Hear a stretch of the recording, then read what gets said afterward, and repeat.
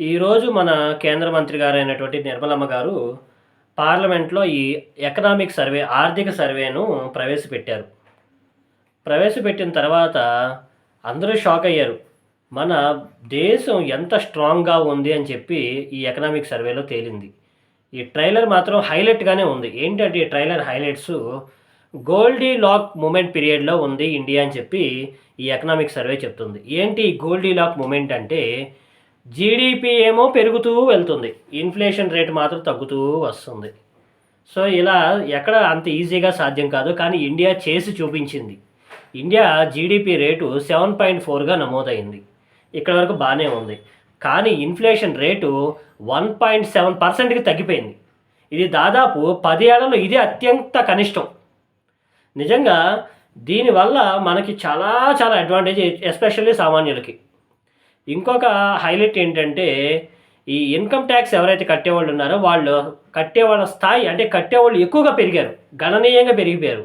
జనరల్‌గా 6.9 కోట్ల మంది ఇన్‌కమ్ ట్యాక్స్ కట్టేవాళ్ళు ఉన్నారు. అది ఇప్పుడు 9.2 కోట్లకు పెరిగింది. అంటే కట్టేవాళ్ళ సంఖ్య ఎక్కువగా పెరిగింది. ఇది ఎందుకు కారణం అవుతుందంటే, వినియోగదారులు ఎవరైతే సామాన్య మానవులు ఎవరైతే ఉన్నారో వాళ్ళ దగ్గర వినియోగం అనేది ఎక్కువగా జరుగుతుంది. దాదాపు 61% వినియోగ స్థాయి అనేది పెరిగింది అని చెప్పి, అందువల్ల ఈ ఇన్‌కమ్ ట్యాక్స్ కట్టేవాళ్ళ సంఖ్య కూడా పెరిగిందని చెప్పి మరి నిర్మలమ్మ గారు చెప్తున్నారు. ఇకపోతే మన సామాన్యులకు వచ్చేటువంటి బెనిఫిట్ ఏంటి?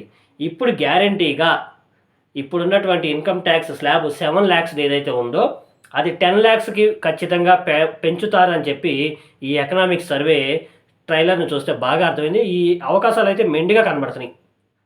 ఇకపోతే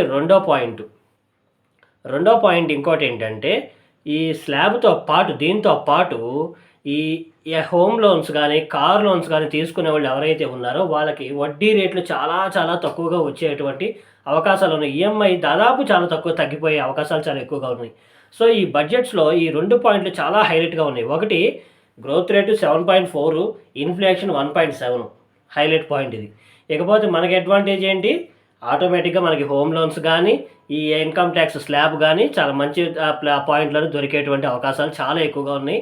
సో, మీరు ఏమి తగ్గాలనుకుంటున్నారు? ఇన్‌కమ్ ట్యాక్స్ మీద తగ్గాలనుకుంటున్నారా? లేదంటే పెట్రోల్, డీజిల్ తగ్గాలనుకుంటున్నారా? ఏమి తగ్గితే బావుంటాయి? మనం ఫిబ్రవరి 1 తారీఖున ఈ నిర్మలమ్మ గారు చెప్పేటువంటి బడ్జెట్‌లో ఏది బాగుండాలని కోరుకుంటున్నారనేది నాకు కామెంట్స్‌లో చెప్పండి. వచ్చే వీడియోలో కలుద్దాం. Thank you.